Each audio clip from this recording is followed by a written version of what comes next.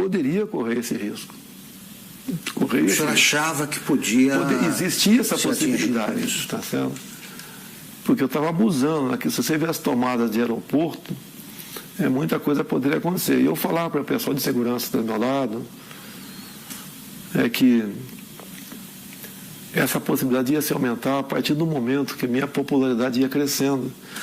Porque eu estou crescendo da onde, Augusto? Qual o tamanho do meu partido? Qual é o nosso fundo partidário? Eu costumo dizer, é verdade, quer ver? Você pontou aqui, tem 10 pessoas, 15 que trabalham comigo, a maioria voluntários. A minha equipe de política, ela é menor que a equipe da Polícia Federal, que por lei está à minha disposição. Deputado, o senhor acha que o autor do atentado, o Adélio Bispo de Oliveira, agiu sozinho? Eu acredito que não. Ele não é tão inteligente assim, não. Né? Que um ato como aquele, a tendência natural é ser linchado. Então ele foi para cumprir a missão, quase que na certeza que não seria como. Teria gente ao lado dele. E isso realmente, pelo que eu ouvi dizer, não tenho certeza ainda, a Polícia Civil lá de Juiz de Fora está bem mais avançada que a Polícia Federal. Porque o depoimento que eu vi do delegado da PF que está conduzindo o caso, realmente um depoimento para abafar o caso. Eu lamento o que eu ouvi ele falando, dá a entender até que age em parte como uma defesa do criminoso. Então, isso não pode acontecer. Eu não quero que inventem um responsável, longe disso. Quer que apurem o caso. Eu falar que tal partida, tal não sei o quê, não. Dá para apurar o caso. Dá para apurar. Tem uma passagem dele pela Câmara, ou melhor, uma passagem falsa dele pela Câmara, no dia 6 de setembro. Quando tu vai na Câmara, Augusto, você se identifica, eu estou no anexo 4, no gabinete tal. É fotografado. É fotografado. Então, quem foi que... Isso seria um álibi no futuro. Que se não fosse pego ali, não, ele esteve na Câmara. Então, a Câmara dos Deputados, estou também junto ao pessoal do meu gabinete, a Polícia Legislativa trabalha com muita lisura, tenho muita amizade. A imprensa tem que apurar. A imprensa tem que apurar. Sabe que tem parte da imprensa que tenta acalmar o negócio ali, né? Mas tem que apurar. Porque o que está em jogo é o poder. Eu, chegando lá, nós quebraremos o sistema. Não é na ignorância, não. É na lei. Deputado, aliás, que tipo de castigo o senhor acha que o seu agressor merece? É uma tentativa de homicídio, né? Tem que ser o que está na lei. No Brasil não existe pena acima de 30 anos. Agora, eu costumo dizer muitas vezes, tentativa de homicídio, ou seja, eu estou vivo por milagre. Por que a pena dele tem que ser abaixo de um homicídio em si? Vamos mudar isso no futuro, se Deus quiser, caso seja presidente. E mais ainda, acabarmos com progressão de pena. E não ficar dando ouvido a entidades de direitos humanos que o presidiário vive em más condições. Quem estaria em péssimas condições de dia seria minha família se eu tivesse morrido. O senhor acha, para evocar argumentos invocados por adversários, que essa pregação do senhor contribuiu para a radicalização que teria levado a esse tipo de ato, de atentado? Como é que o senhor vê esse argumento? Exatamente o contrário. Eu sou vítima daquilo que eu combato. Eu costumo dizer nas minhas máximas, né? Eu prefiro a cadeia cheia de vagabundo do que o cemitério cheio de inocentes. Eu tenho projetos em Brasília, muitos deles inspirados na legislação de alguns estados norte-americanos, como, por exemplo, a lei dos 3 crimes. Lá, Augusto, se o elemento comete 3 crimes, não interessa quais sejam, tem estados que você começa com 25 anos, inafiançado, não, sem progressão. Eu copiei esse projeto e botei 10 anos, vou lutar para que seja aprovado. Não tem cabimento. Você pega um elemento, às vezes, cometer um crime bárbaro aí você vai na ficha criminal dele, tem 50 passagens pela polícia. O cara cometeu 3 crimes, 10 anos sem progressão. Saiu feio de novo, passa para 20. O ser humano só respeita o que ele teme. Se cometer crime, a punição é quase inexistente. É um estímulo para você ser criminoso. Um exemplo que tenho falado muito é de uma deputada federal, uma japonesinha aqui de São Paulo. Ela teve uns 15 anos atrás o filho de 8 anos sequestrado e executado em cativeiro. Já imaginou alguém matando uma criança de 8 anos de idade em cativeiro? Você é pai, você é mãe, imagine uma situação dessa. O elemento foi pego logo depois. Era um ex-funcionário dela. Foi condenado à pena máxima, mas depois de 6 anos foi para o semiaberto. Estou vendo que o senhor está entusiasmado com o programa de governo, aí, mas eu quero ainda resgatar esse fato. Eu posso dar, só para dar uma claro. Eu quero dar um depoimento aqui do sofrimento, da angústia nossa quando aconteceu. Eu ia te perguntar como é que foi vista a coisa do outro lado, ali. Meu irmão, ao lado e do outro lado. Meu irmão Carlos está acompanhando meu pai direto nessa agenda, dando suporte para ele, importantíssimo, né? E eu fiquei sabendo por um jornalista. Eu estava sendo a sessão na LERJ, me ligou, seu pai está bem? Eu fiquei sabendo que tentaram dar uma facada nele lá em Juiz de Fora. Você estava onde? Eu estava na LERJ. Aí quando ele percebeu que eu não sabia o que tinha acontecido, ele falou assim para mim, pode ficar tranquilo que, pelo que eu sei, não foi nada grave não. Foi um sentimento que eu não tinha sentido antes. Eu subi, fui no gabinete de um deputado, que eu estava indo para conversar com ele, um deputado evangélico.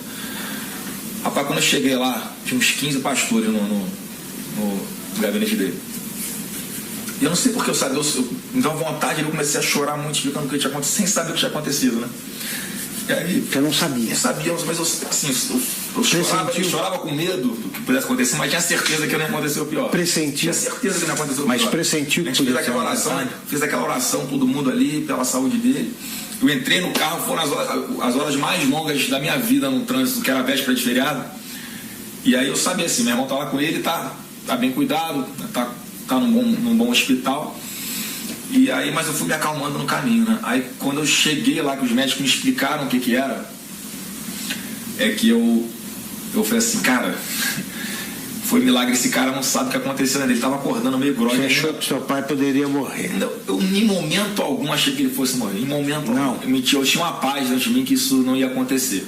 Mas quando eu vi o que tinha acontecido, a gravidade, o que os médicos me contaram, meu irmão me deu uma noção do que tinha acontecido também. E aí olha só o que esse cara me falou. Ele chamou perto, ele não tinha muita força para falar na hora. E aí ele me chamou pertinho da boca dele assim, né? Encostei o ouvido nele.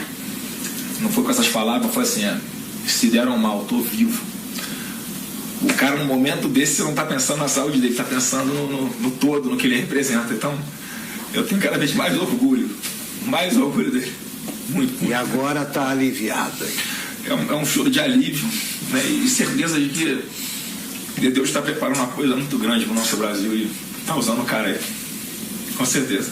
Deputado, o senhor costuma ser apresentado assim, pelos adversários como um risco à democracia, né? Eu gostaria que o senhor dissesse o seguinte, a democracia, o senhor vai defender a democracia acima de tudo? O que recado o senhor dá para quem duvida que o senhor seja um admirador do regime democrático?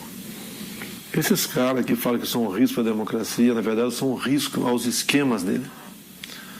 Não vai ter mais indicação para BNDES, Banco do Brasil, Caixa Econômica, Banco da Amazônia, Banco do Nordeste, com esse critério.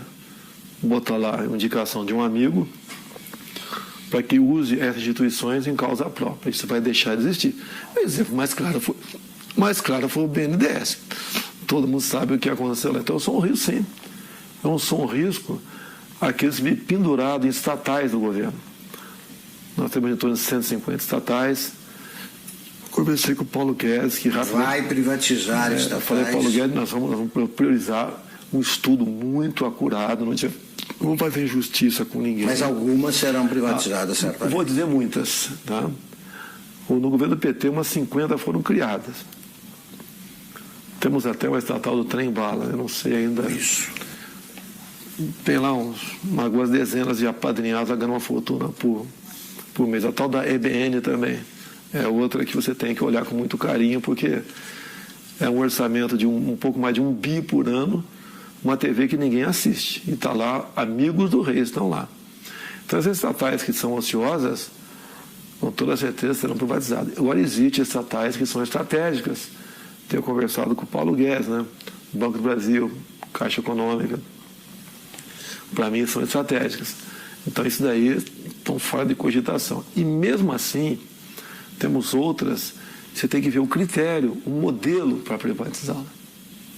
Não é jogar para cima quem pegar pelo... examinar. E uma grande preocupação que nós temos.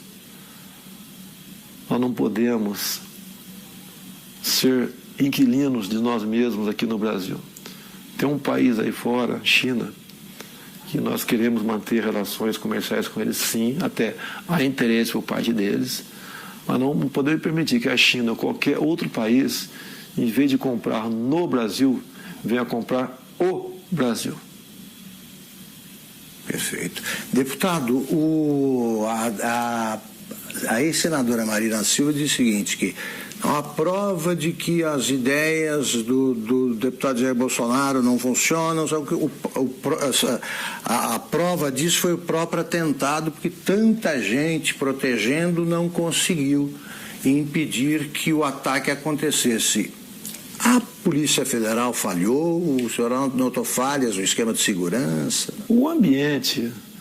Não tem como você ter um sistema de segurança perfeito. É um tumulto ali, né? Eu vejo pela televisão. E eu sempre falava com eles da possibilidade, né, crescente disso acontecer, tendo em vista o nosso crescimento junto à opinião pública. Então, eu não culpo a Polícia Federal, não. Eles até ajudaram muito com os policiais militares do Rio que estavam comigo lá. Isso vai evitar, evidentemente, esse tipo de manifestação. Não, eu até as eleições... Eu estou em alta até o dia 31. Sim. E a recomendação, eu não posso sair de casa. Se eu levar um esbarrão na rua, com a situação que eu estou aqui, pode botar tudo a perder. Então eu não posso ir para a rua, realmente. Eu peço a compreensão dos amigos. Pretendo, a partir do dia 1º, agora, em todo o horário eleitoral gratuito, fazer uma live e conversar com o pessoal sobre as eleições. A última que fizemos, chegou a live, né, ao vivo, está 275 mil pessoas presentes. Então está com uma aceitação muito boa, porque eles acreditam que a nossa proposta sempre é a verdade acima de tudo. E o Brasil também, né, como o nosso alvo principal, ninguém entende como um país que tem tudo como esse, ser o que é. Se você vê, você olha para o Japão, Coreia do Sul, para Israel, olha o que eles não têm. Olha o que eles são. Olha para cá o que nós temos, o que nós não somos. Agora, a solução disso passa pela não aceitação da indicação política. O senhor pode chegar à presidência sem equipe e sem gente até para compor o ministério. O senhor vai aceitar a adesão o que o senhor vai estabelecer como pré-requisitos para aceitar o apoio de outro partido? O senhor aceitaria do Centrão, por exemplo? Não vai existir isso aí, Augusto. Não vou dizer que tem bons parlamentares em vários partidos e tem gente honesta dentro da Câmara também, tá?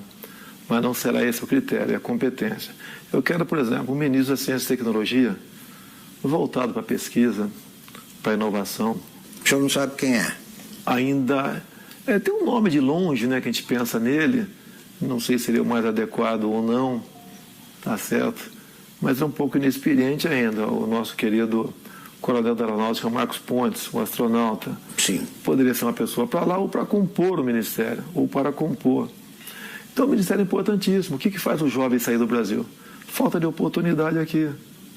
Então você não pode ter uma pessoa nesse ministério. O senhor vai nomear por critérios, pelo critério da competência, é isso? Olha só, quando eu juntei 120 parlamentares, e vai aumentar esse número, que o meu partido eu acho que vai fazer uns 30 deputados. Estou acreditando, um número modesto. Eu acho que vou ter o apoio de quem vota em mim, votar nos candidatos a federal, a senador, a estadual do meu partido. Eu acho que isso vai acontecer bastante. Até eu vou pedir para não votar no 17, votar no candidato, que tem uma cláusula de barreira aí. São Paulo, por exemplo. Não adianta o meu filho Eduardo, que deve ter 1 milhão de votos, junto com o voto de legenda, poder fazer 8 deputados federais. Esses federais têm que ter 30 mil votos, senão não tomam posse. Então ele tem que votar no candidato, e não no 17. Eu posso não ser o ideal, nem teremos nunca um ideal. Mas eu acho que o remédio para o momento, tendo em vista aos demais candidatos que estão aí, seria eu, não teria outro remédio no momento. Para a gente buscar o ponto de inflexão e fazer uma política de verdade no Brasil. E essa maneira de não aceitar indicações políticas, como tenho conversado com parlamentares, é uma maneira de resgatar, buscar o resgate da credibilidade do deputado. O senhor não vai aceitar? Não tem como aceitar. Você pode ver, o Onyx Lorenzoni, por exemplo, no meu entender, seria um excelente chefe da Casa Civil, mas não é indicação partidária, mérito dele. Ele vestiu essa camisa comigo, tá, okay? Ele também passou por um momento difícil a vida dele, não questão de saúde, né? Então é uma pessoa que é adequada para estar lá.